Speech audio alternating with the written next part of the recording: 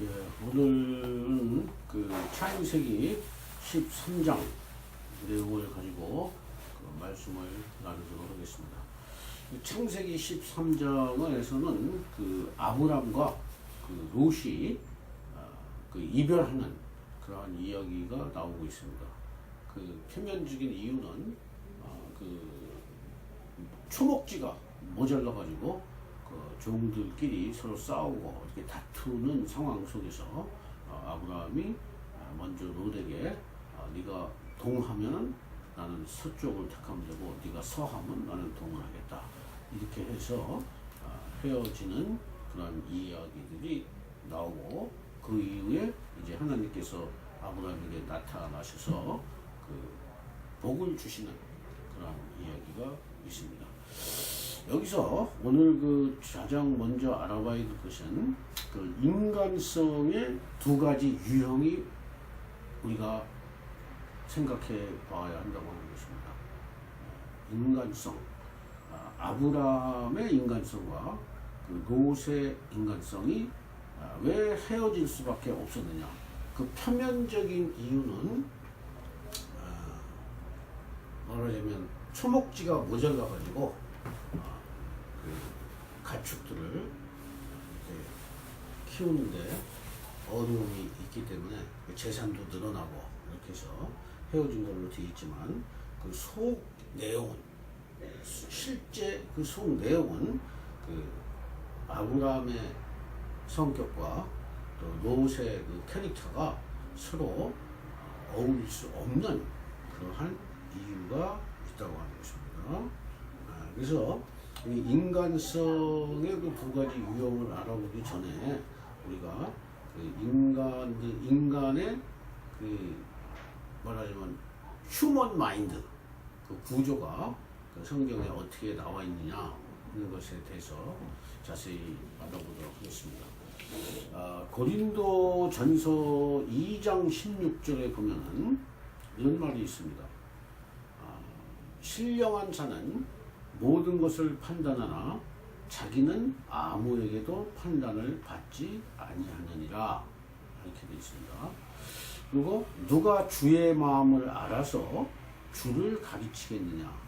그러나 우리가 그리스도의 마음을 가졌느니라 이런 말이 있습니다. 그리스도의 마음을 가졌다.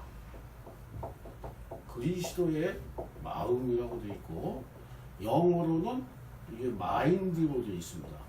마인드, 휴먼 마인드. 이 마인드,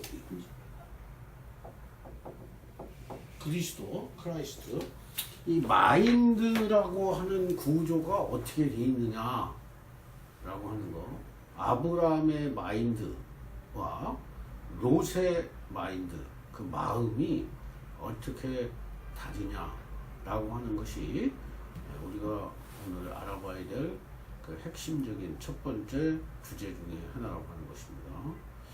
그 왜냐하면은 이 인간의 마음의 세계를 결국 변화시켜서 이 그리스도의 마음으로 우리가 충만해지는 것을 그 원하고 그 바라는 그러한 것이 신앙인이라고 하는 것입니다. 그럼 이게 예수 마음, 그리스도의 마음이라는 것은 어떤 거냐라고 하는 것을 먼저 알아야 되는데, 그리스도의 마음이라고 하는 것은 쉽게 얘기하면 우리가 알고 있는 용어로 얘기하면 성령입니다. 성령과 그리스도의 마음은 같은 것입니다. 그런데 이것을 인간의 마음, 보통 사람의 마음에 이렇게 비교해 봤을 때 어떤 차이가 나느냐라고 하는 것을 자세히 먼저 알아봐야만이 이 아브라함과 롯의 차이를 알 수가 있다고 하는 겁니다. 이 그리스도의 마음이라고 하는 것은 우리 인간은 구조적으로 이렇게 되어 있습니다. 우리 인간은 두 개의 세계가 있는데 스피리추얼 월드. WRLD. 영적 세계죠. 영적 세계가 있고, 이 스피리추얼의 반대말이 뭔 것 같아요? 우리 조성준 형제님. 피지컬. 스피리트의 반대말. 피지컬. 피지컬? 신체? 육체. 육체.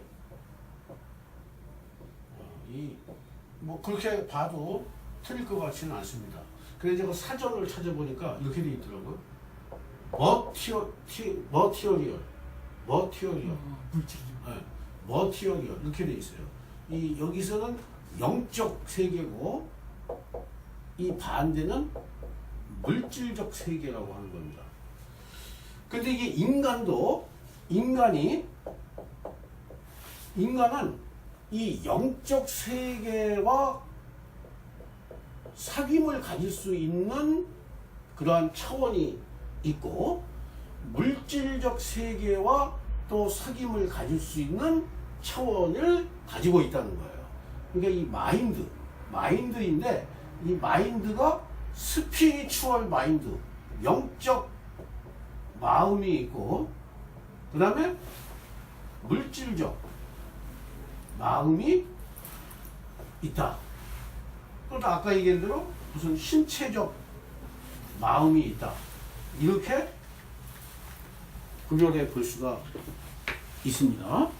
그러면 예수의 마음이라고 하는 것은 스피리추얼 마인드, 그 차원이 최고 수준에 있는 마음의 상태다. 이렇게 우리가 생각해 볼 수가 있습니다. 예수의 마음은 그러니까 하나님에게 집중하고 몰입할 수 있는 상태.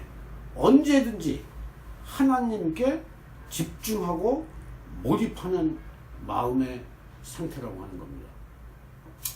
다시 우리 본문으로 돌아와서 아브라함은 롯과 다른 것이 뭐냐면은 그 몰두하는 대상이 다르다고 하는 겁니다. 대상이 달라요. 이 마음이 어떻게 형성되냐면요. 마음이 어떻게 형성되느냐 하는 것을 정신분석적으로 보면은 이 마음이 사귀는 그 대상의 영향을 받아요. 무엇을 만나느냐, 누구를 만나느냐 라고 하는 데에 따라서 그 마음이 형성이 된다고 하는 겁니다. 이 마음이 처음 아기가 태어났을 때 엄마를 만나서 그 마음이 처음 형성이 되는데, 그 엄마가 어떤 엄마냐에 따라서 그 애의 마음이 형성이 된다. 그 만나는 대상이 누구냐라고 하는 것이 그 마음의 형성에 굉장히 중요하다고 하는 겁니다. 그러면 이 예수 그리스도의 마음은 어떻게 형성이 됐겠는가라고 한번 생각을 해보면, 물론 태초부터 계셨던 분이 이 땅에 오신 겁니다.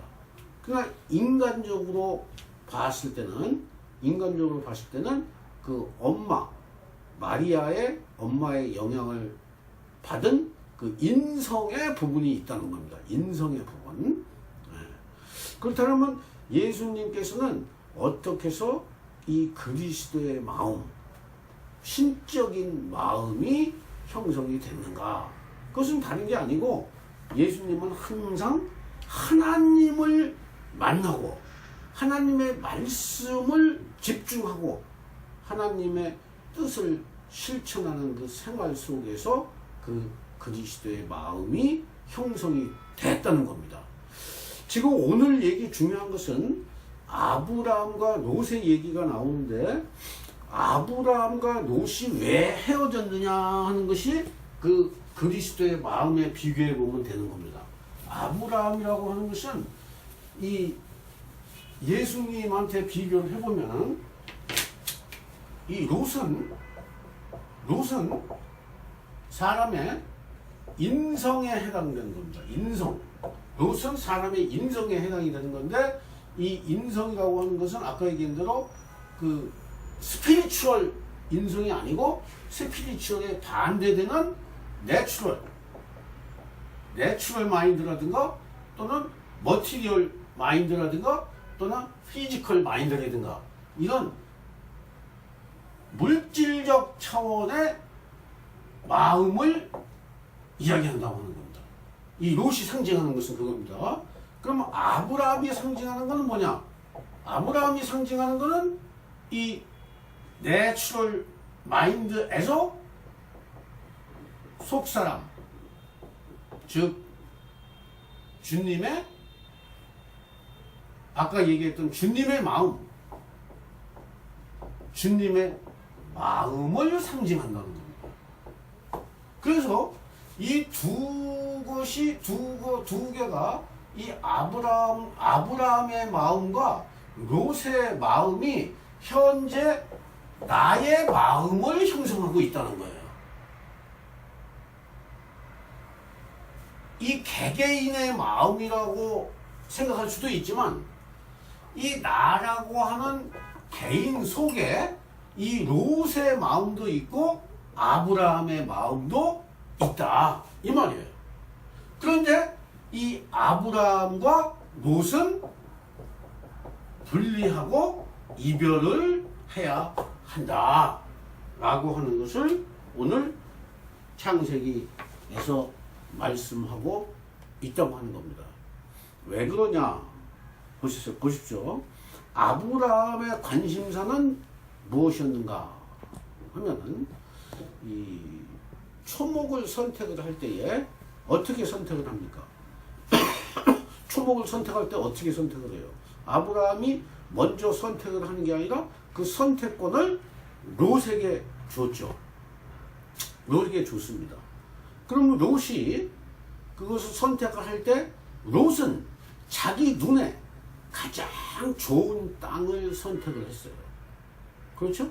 가장 좋은 땅을 선택을 해서 요단 땅, 요단에 있는 그 인근의 땅을 자기가 보니까 그 에덴 동산처럼 아주 좋은 땅으로 보이기 때문에 그 땅을 선택을 했다고 하는 겁니다. 문제는 그 롯의 마음이 그 요단 땅을 선택하도록 했다고 하는 거예요. 그럼 롯의 마음은 주님의 마음에 가까운 거예요? 아니면은 자기 자신의 그 자연적인, 자기 자신의 인간적인 그러한 마음에 가까운 겁니까? 오늘날에 우리도 이 세상 살아나가면서 선택하고 집중하는 그러한 일을 많이 경험을 하게 된다고 하는 겁니다. 그럴 때에 이 아브라함의 마음을 가지고 선택을 하려면은 어떻게 해야 되겠는가? 그럼 마음 자체가 주님의 마음이 돼야 된다고 하는 겁니다.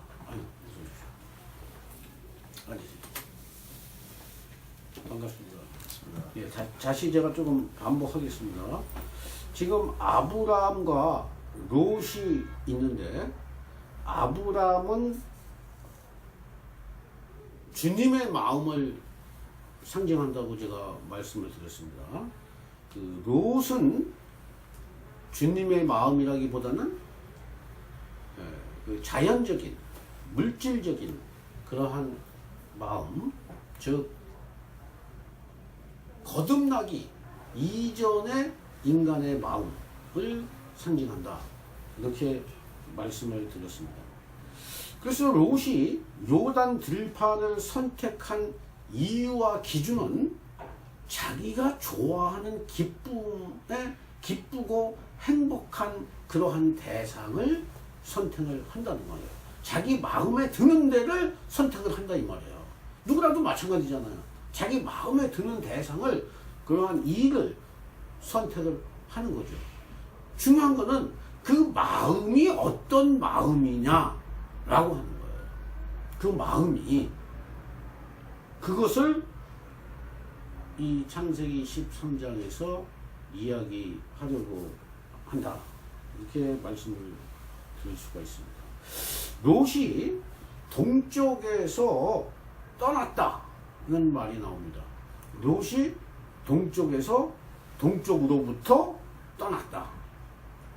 그 요단 땅을 향해서 동쪽으로부터 떠났다. 이 얘기는 동쪽이라고 하는 것은 제가 말씀을 드렸습니다. 동쪽은 항상 주님을 상징한다고 그랬습니다. 주님. 그러니까 주님으로부터 롯은 떠나갔다고 하는 거예요. 이것을 성경에서는 겉사람이라고 이야기를 하고 있습니다. 옛 생명 또는 겉사람 이렇게 얘기를 하고 있다고 하는 겁니다.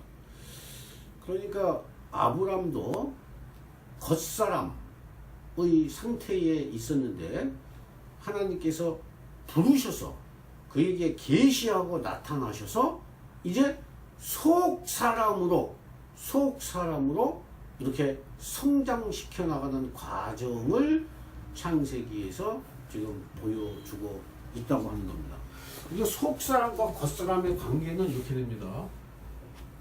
자, 여기가 여기서 속사람이라고 하고 여기가 겉사람이라고 하면은 이 전체는 변동이 없어요.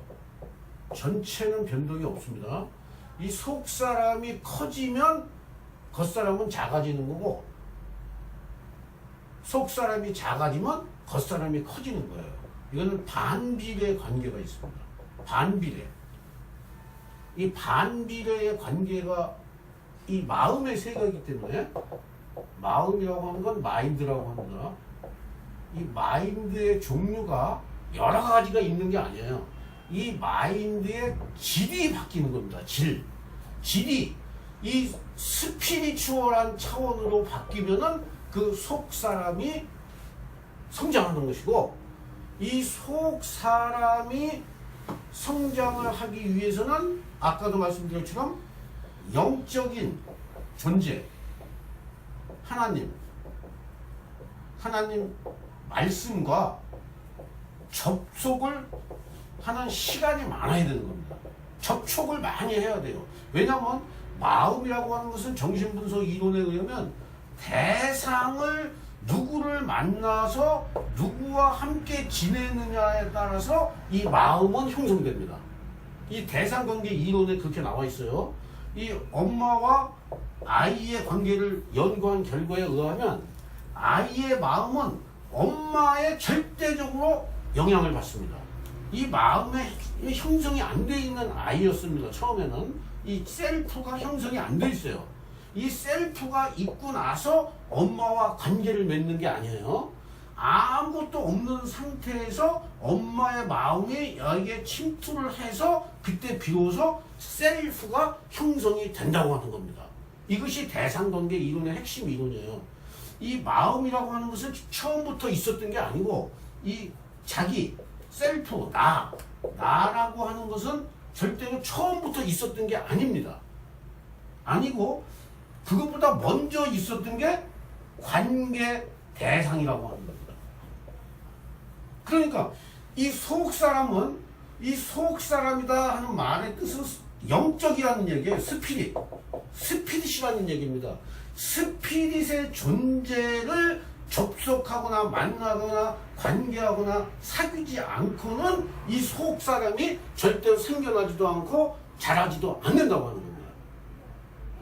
그것이 이 스피리추얼 마인드라고 하는 거예요. 마인드가 두 가지가 있는데 스피리추얼 마인드와 내추럴 마인드가 있다고 하는 겁니다.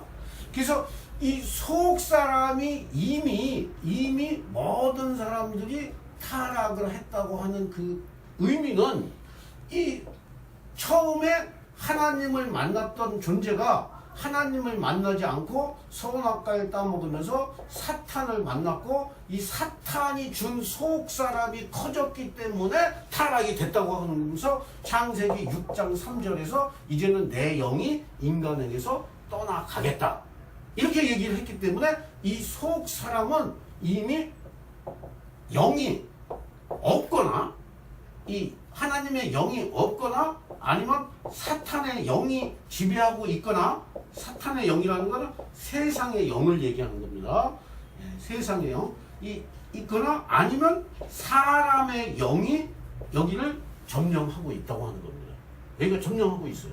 그러니까 이 겉과 속이 사실은 실제적인 의미에서 다 점령을 당한 거죠. 이 세상에 점령을 당했단 말이죠. 성경에서 말하는 세상이라고 하는 것은 쉽게 얘기하면 이 하나님의 영이 없는 상태를 얘기를 하는 것입니다.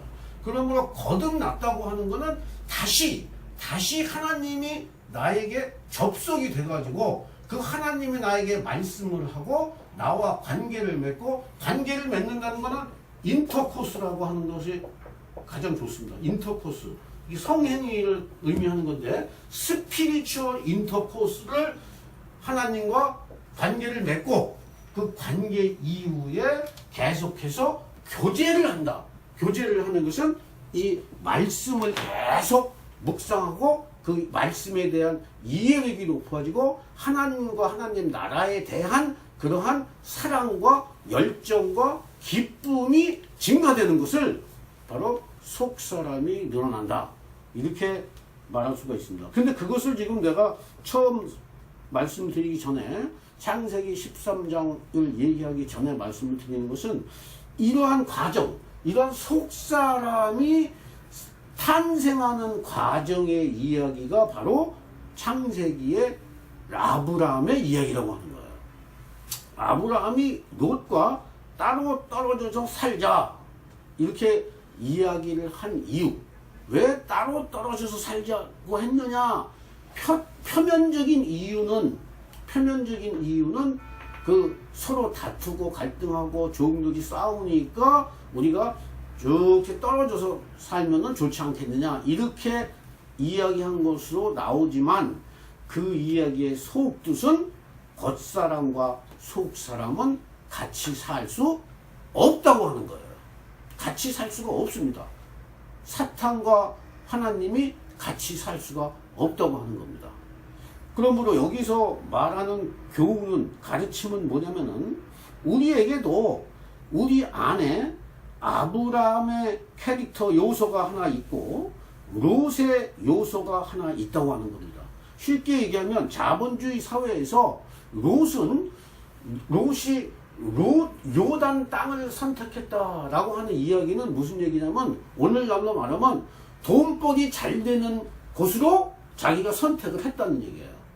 그 사람의 선택 기준은 돈이 잘 벌리면 그 어떤 사람과도 관계를 맺고 안 맺고 하는 것을 결정하는 근본 기준이 돈이다 라고 이야기할 수 있는 겁니다. 이 당시에 요단 땅을 선택했다는 얘기는 거기가 기름진 땅으로 보였기 때문에 오늘날로 따지면 돈 많은 사업이었다 이렇게 보시면 되는 거란 말이죠. 근데 아브라함은 네가 먼저 그렇게 선택을 하고 나면 내가 선택하겠다 이렇게 얘기를 했습니다. 아브라함은 그럼 왜 그러한 마음을 가질 수 있었느냐라고 하는데요. 이게 우리가 물음을 묻고 스스로 답해 보아야 한다고 하는 겁니다. 오늘날에 이 교회를 잘 보십시오. 이 교회가, 오늘날의 교회가 이러한 아브라함의 마음을 갖고 있는지 아니면은 롯의 마음을 갖고 있는지 잘 여러분이 생각을 해보시면 됩니다. 오늘날의 크리스찬들이 아브라함의 마음을 갖고 생활을 하고 있는지 아니면 롯의 마음을 갖고 생활을 하는지 잘 반성을 하고 마음을 재점검해 볼 필요가 있다. 이렇게 말씀을 드릴 수가 있습니다. 아브라함은 어떻게 해서 선택을 할 수 있었느냐라고 하는 것은 아브라함은 이미 하나님을 경험을 한 사람으로서 그 가치관이 달라진 것입니다. 아까 말한 속사랑, 속생명이 생겼기 때문에 달라진 것이죠. 자, 이것을 가르쳐서 신약적인 의미로는 어떻게 말할 수 있냐면은 요한복음 17장 1절하고 5절에 보면은 그 예수님께서 십자가에 못 박혀 죽는 사건을 가르쳐서 영광을 받는다고 표현을 하고 있습니다. 영광. 이 영광이라고 하는 것이 이것도 글자랑 똑같아요. 영광. 이 영광이 속 사람의 차원과 겉 사람의 차원이 영광이 다 틀리겠죠. 이 영광이 틀려요. 속 사람의 차원과 겉 사람의 차원의 영광이 틀리단 말이에요. 근데 예수님은 십자가에 못 박혀 돌아가실 때에 영광을 받는다. 이렇게 표현이 요한이 했다고 하는 겁니다. 그러면 이것이 어떻게 해서 영광이 되느냐 이거예요. 이것이 어떻게 해서 영광이 되느냐 이 말이에요. 그것은 그 하나님의 차원에서 봤을 때 영광이 되는 것이지 물질적인 차원이나 이 계시적인 안목이 뜨지 않은 생물학적인 차원에서는 도저히 영광스러운 사건이 아니라고 하는 겁니다. 그러니까 그 영광을 요한이 예수님이 십자가에 못 박혀 죽은 사건을 요한 제자 요한이 그 영광이라고 표현할 수 있고 그 영광을 봤다고 하는 것은 그 요한 자체가 그 안목이 에베소서에서 말한 것처럼 그 계시의 정신 또는 마음의 눈이 전혀 다른 시력을 가지고 있었다. 이렇게 볼 수밖에 없다고 하는 겁니다. 그러니까 속 사람과 겉 사람의 인지 능력에 있어서 근본적인 차이는 이 겉 사람은 최대로 발전하는 게 합리성까지 발전합니다. 합리성. 합리적인 수준까지 발전을 해요. 논리적으로 맞냐? 맞지 않느냐? 이치에 맞느냐? 맞지 않느냐? 그 다음에 이 법에 맞느냐? 맞지 않느냐? 여기까지 발전해요. 이 자연적인 이 정신 상태로서의 최고 발달 상태가. 그런데 그 위에 있는 게 뭐냐면은 계시의 정신이라고 하는 겁니다. 스피리추얼 마인드. 그것은 에베소서에 나와 있는 거예요. 에베소서가 바울이 에베소 교인들에게 기도를 하기를 이들에게 계시의 정신을 주고 마음의 눈이 밝아져서 하나님께서 주시는 그 기업의 풍성함을 볼 수 있게 해 주십시오. 이런 기도를 한다고 하는 겁니다. 그러니까 아브라함은 하나님과의 관계가 이미 형성이 되어 있었기 때문에 하나님이 저 아브라함에게 지시하는 대로 행하면 된다 라고 하는 믿음이 있었다는 거예요. 무의식적인 또는 의식적인 믿음이 있었다고 하는 겁니다. 그러니까 보는 것이 다를 수밖에 없죠. 그러니까 오늘날에도 우리가 이 세상을 살아나갈 때에 다른 사람들과 차별화가 될 수 있다고 하면은 그러한 하나님 나라라고 하는 개념, 하나님이 살아계시다고 하는 사실을 말로 믿는 게 아니고 말로 고백하는 게 아니라 실질적으로 그것을 체험을 할 수 있어야 된다고 하는 거예요. 그것이 바로 마음의 눈이 밝아지고 계시의 정신이 생긴다고 하는 겁니다. 그러면 그거 정신분석적으로 봤을 때 어떻게 생기느냐? 아까 말씀드렸다시피 그것은 영적인 존재인 하나님과 또는 하나님의 말씀과의 씨름밖에는 다른 방법이 없습니다. 그러니까 기도와 말씀 외에는 그것이 절대로 생겨날 수가 없다고 하는 거예요. 그게 하나님의 전략은 이겁니다. 성경 전체를 봤을 때 하나님의 전략은 하나님의 사람들을 만들어 놓고 그 하나님의 사람들을 통해서 하나님의 나라를 이루시는 거예요. 궁극적인 것은 하나님의 나라를 이루시는 것인데 이 하나님의 나라를 이루기 위해서는 하나님의 사람들을 만들어야 되는 거죠. 그 하나님의 사람들이 만들어지고 나서 그 사람들을 통해서 하나님이 일을 하시는데 성경에서는 그 사람들을 가르쳐서 하나님의 종이라고 표현합니다. 하나님의 종 또는 신랑 예수의 신부 이렇게 표현을 하고 있습니다. 계시록 7장에 보면은요 14만 4천 명이라고 하는 여러분들 많이 들어보셨던 14만 4천 명이라고 하는 얘기가 나오는데 그 14만 4천 명도 그 표현이 종, 어린 양의 종으로 표현이 됩니다. 어린 양. 하나님의 종으로 표현이 돼요. 그러니까 하나님의 종이라는 건 뭐죠? 하나님의 뜻을, 하나님의 마음을 알고 그것을 느끼고 그 하나님의 뜻대로 행동하고 살아가는 것이 그 사람의 최고의 기쁨이라고 하는 거예요. 그 기쁨이 똑같은 기쁨을 추구합니다. 똑같이 기쁨을 추구하는데 그 마음이 하나님의 마음이냐 예수의 마음이냐 아니면 우리의 물질적인 마음 또는 사탄이 준 마음이냐 옛사람의 마음이냐 이거에 따라서 달라진다고 하는 겁니다. 우리 안에 그 두 마음이 다 있는데 갈등이 없이 아예 세상을 쫓아서 롯처럼 살아가는 사람은 더 큰 문제이고 그래도 갈등이 있으면은 그 사람은 가능성이 있는 사람이에요. 아주 훌륭한 단계는 하나님과의 교제와 하나님과의 수족으로 살면서 그것을 기뻐하는 사람이다. 이렇게 말할 수가 있습니다. 성경에 이렇게 되어 있습니다. 우리가 계시록에 나와 있는 거예요. 그렇게 사는 사람들에게 이 약속을 한 것이 우리가 하나님의 종들의 이마에 도장을 찍기까지 땅이나 바다나 나무를 해하지 말라. 도장 찍힌 사람들의 수가 14만 4천 명이라고 들었습니다.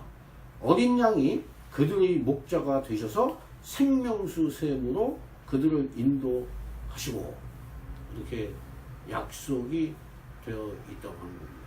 그러니까 이게 무슨 얘기인가 라고 하는 것을 성경을 그 요한계시록의 궁극적인 그 약속의 상태가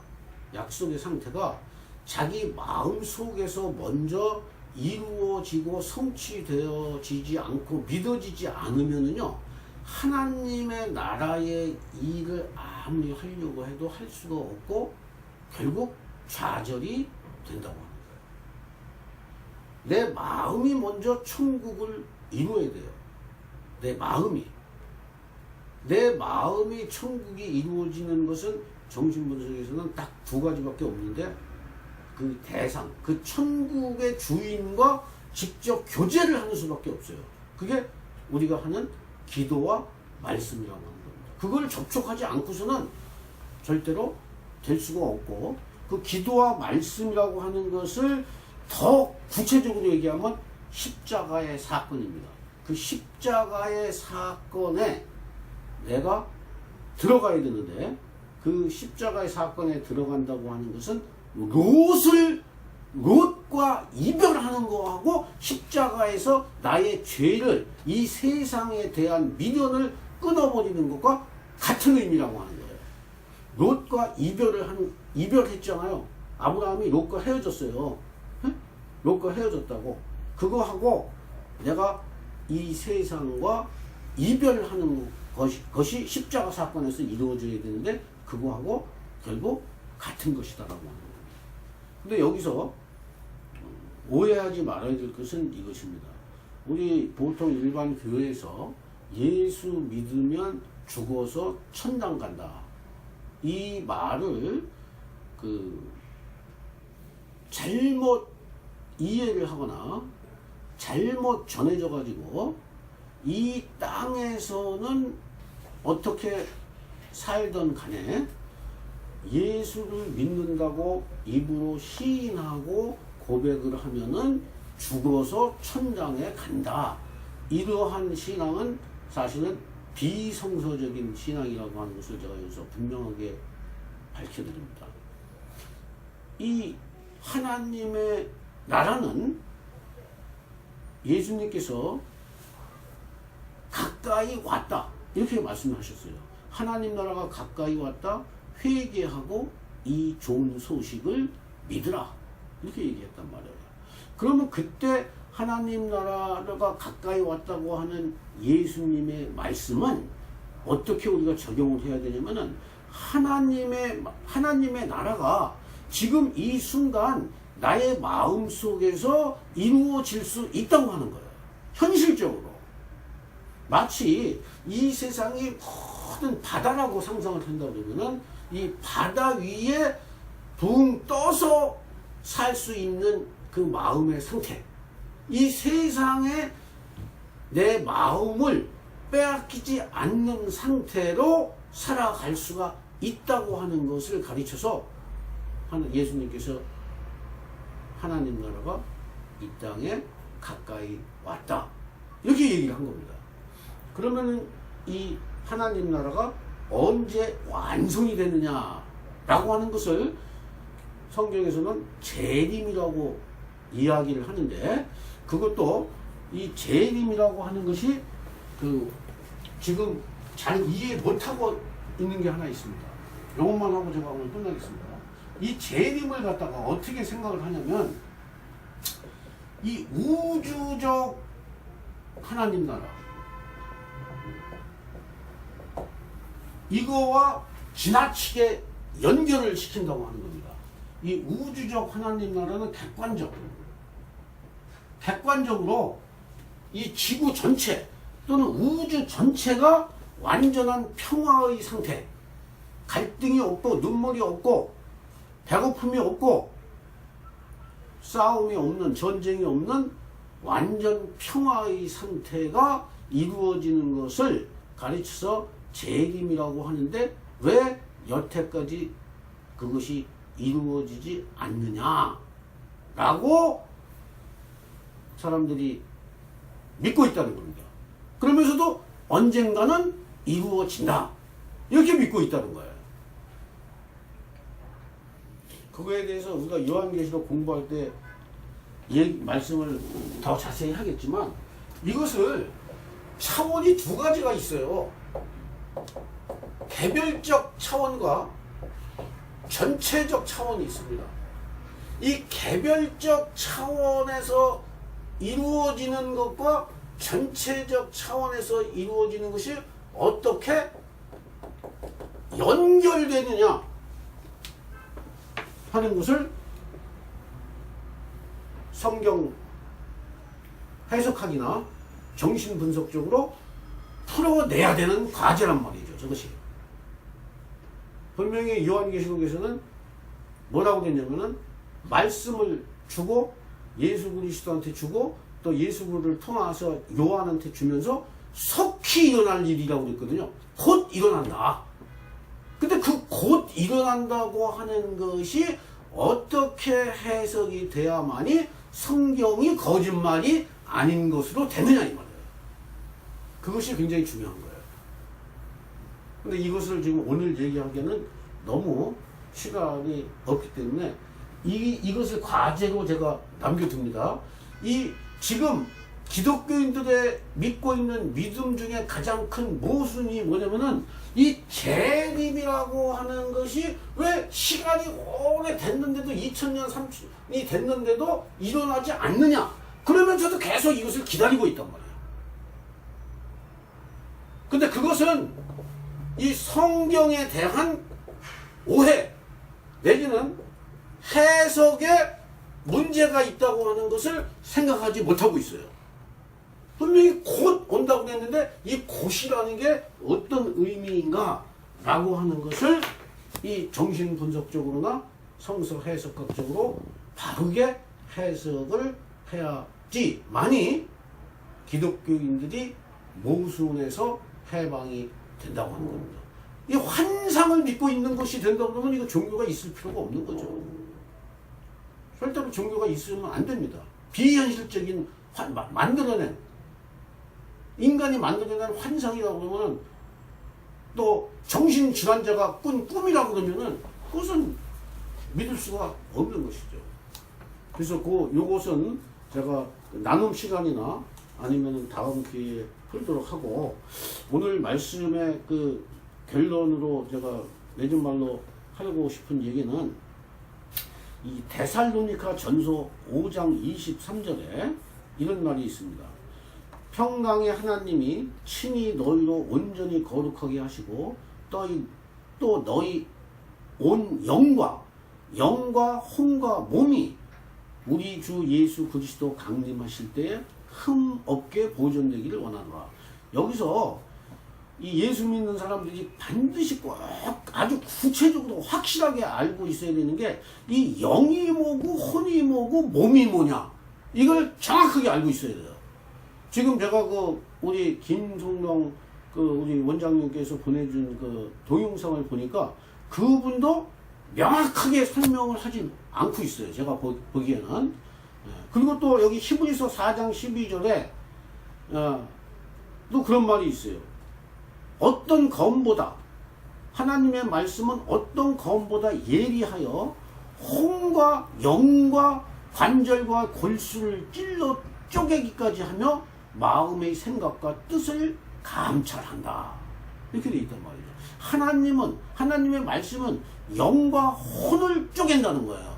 그러면 영이 뭐고 혼이 뭐냐라고 하는 것을 명확하게 인식하고 인지하지 않으면서 신앙생활을 한다고 하는 것은 대단히 난센스라고 하는 거예요. 그게 있을 수 없어요. 말이 안 됩니다.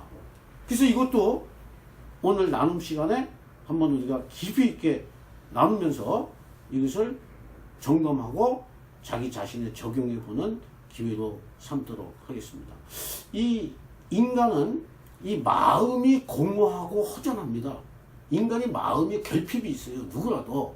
그 결핍을 이 세상에 보이는 물질적인 것으로 메꾸려고 하는 사람을 겉사람이라고 하는 거고, 속사람은 그 빈 공간을 하나님으로 영적인 것으로 채우려고 하는 것을 속사람이라고 하는 것입니다.